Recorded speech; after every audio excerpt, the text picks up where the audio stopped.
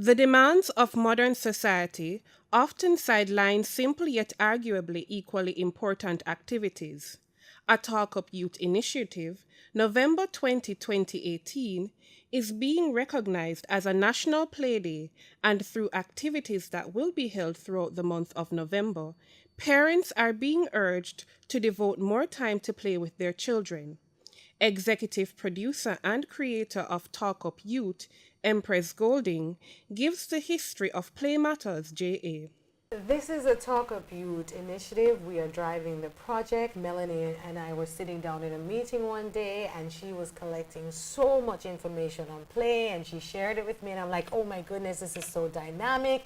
I'm excited to hear more about the benefits of play for the development of the child socially, physically, intellectually, and I'm reading all her research, and I'm like, this is really exciting. She has children, I have smaller children.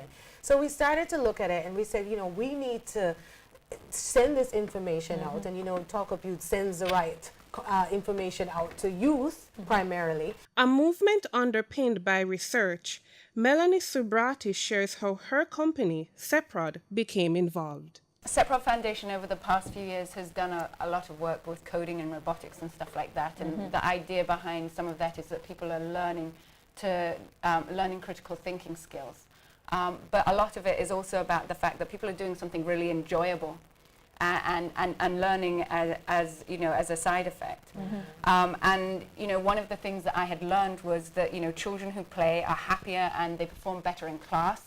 It's you know, incredibly good for their brain and for brain development. Right. And it's just really exciting because I've always felt, and some of our programs are geared towards sort of relieving this idea that learning by rote is necessarily the right way.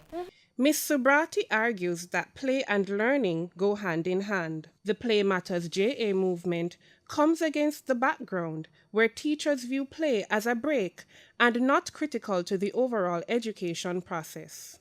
In terms of the things that seem really simple, like, you know, a game of Snap with some cards, a game with, you know, marbles, any of those things, you know, dress up in terms of enhancing creativity.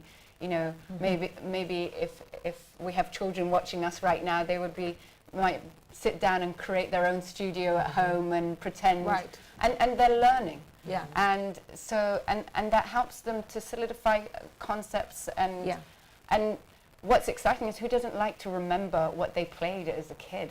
Playtime also assists in the appreciation of the soft skills that often get overlooked in regular academics. And you know, when children are playing games, whether it's an outdoor game or an indoor game, they're learning to take their turn, they're learning patience to wait their turn, they're learning to win graciously, they're learning to lose graciously. You really can't put a price tag on how valuable that is. Right. They were speaking on JNN and RJR 94 FM's Hotline Interface on Thursday. Marion Myrie, Frontline News.